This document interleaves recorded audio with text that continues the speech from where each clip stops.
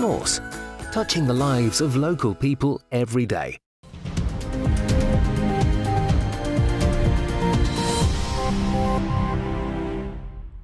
Welcome back and welcome to Business Extra. You join us at construction training specialists here in Norwich who've just become part of the Peterborough Regional College Group. I'm joined by Karen and by Gavin. We're going to be talking a bit about their plans for the future and a bit about the skills gap that exists in the industry at the moment. All of that coming up after we take a look at this week's business headlines. Thanks, Neil. Hopes have been raised that job losses at Asda branches across the country, including its biggest Norwich store, could be scaled back.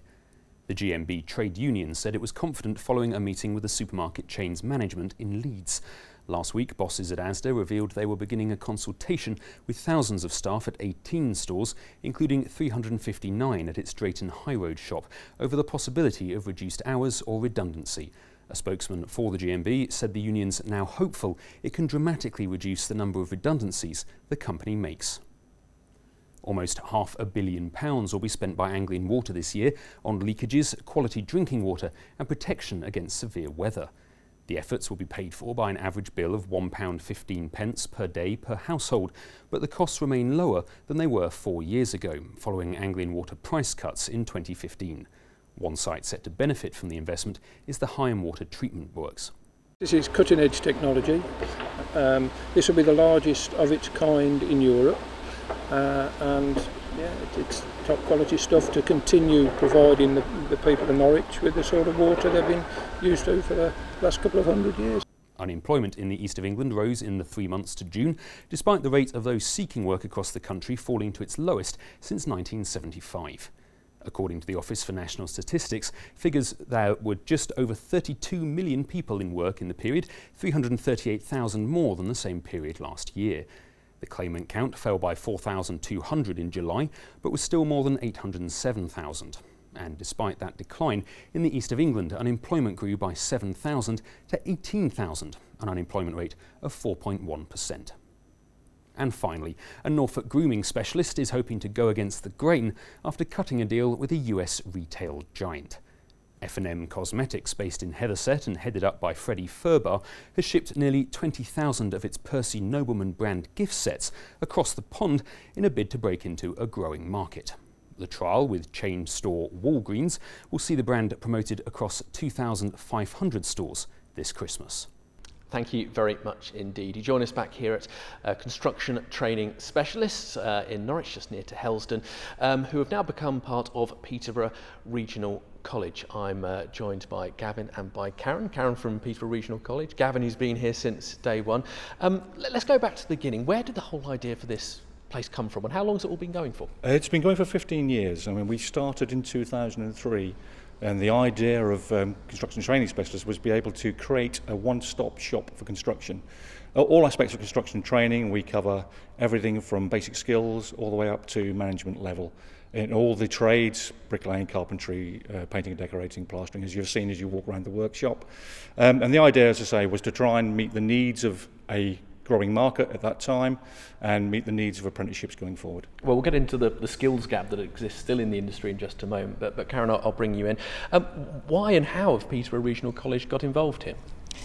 We decided some time ago that we wanted to look at a range of options of how we could grow the college, and with all of the changes that are going on in government and with funding for further education, we felt that the acquisition of an organisation that was highly respected in an area of industry and business that had the specialisms and skills that we could see would complement what we already offer, that the match between the college and CDS was a really great one. Because was there anything that coming around here that particularly impressed you, that made it a deal that you thought needed to be done?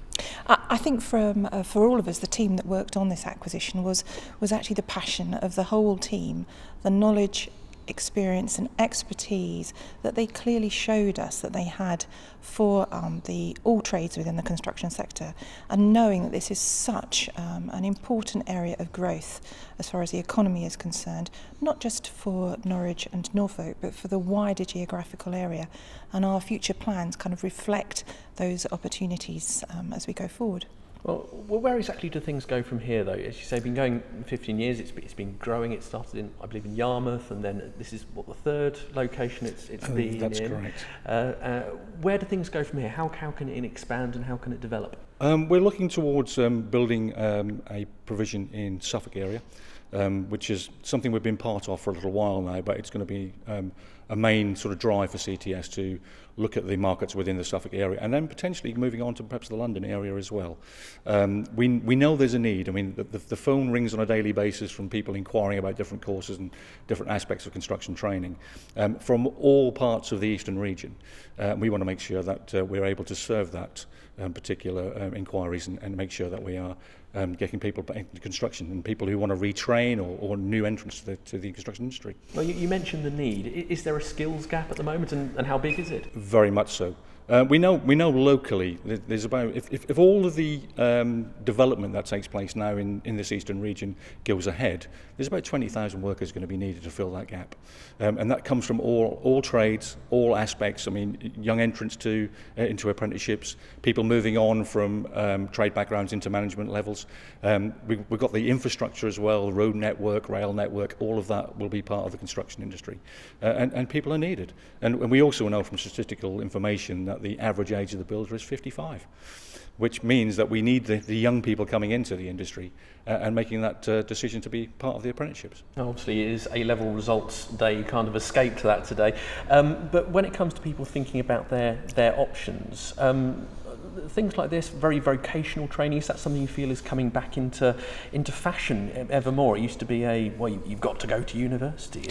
I think there's always been great opportunities for vocational training, and apprenticeships are really a fantastic way now for any age of individual, including young people.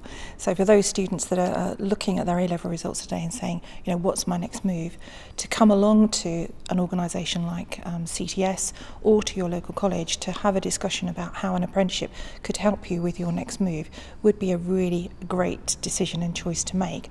Apprenticeships for the construction sector are a really important way for them to be able to ensure, as Gavin said, the skills that the sector is going to need both now and for the future. And it's really important that we are reflecting the types of skills that employers are saying they need to be able to deliver. Is that particularly key, really listening to the industry and actually and not putting out people you think they need, but the people they actually do need? Yeah, absolutely. And this is another, we feel, a really fantastic link that CTS has. They have some really great relationships and networks within the construction sector. So they have been over the years listening to what it is that business want and making sure that the programmes of study that they then offer are reflecting exactly what the industry needs. Because part of the challenge actually getting the word out there and telling people these opportunities exist, because I'm sure there's a fair few people who drive past the entrance to this industrial estate and maybe don't know you guys are here. Absolutely. I think the majority of the people who are engaging with CTS are people that we're known to. I mean, I think the best form of networking is actually getting out there on the building sites.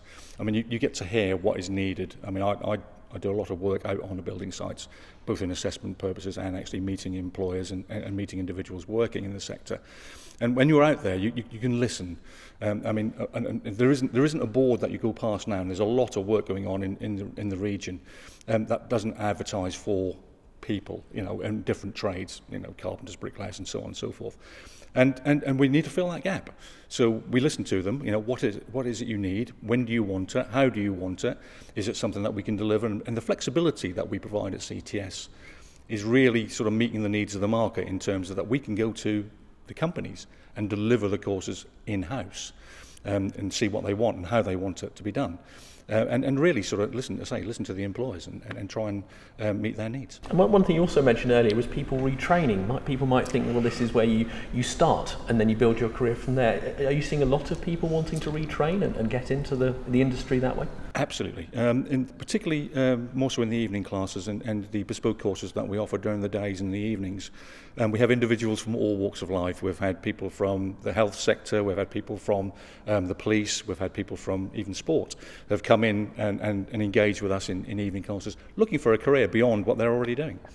Well, Karen, Gavin, thank you very much indeed. That is all the time we have for Business Extra for this week. Thanks to everyone here at Construction Training Specialists, and we're back at the same time next week.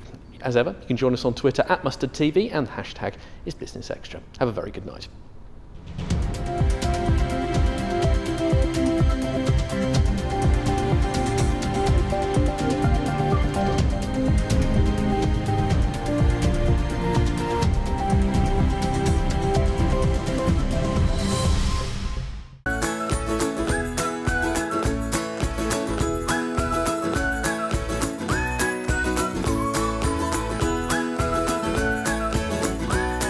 Norse, touching the lives of local people every day.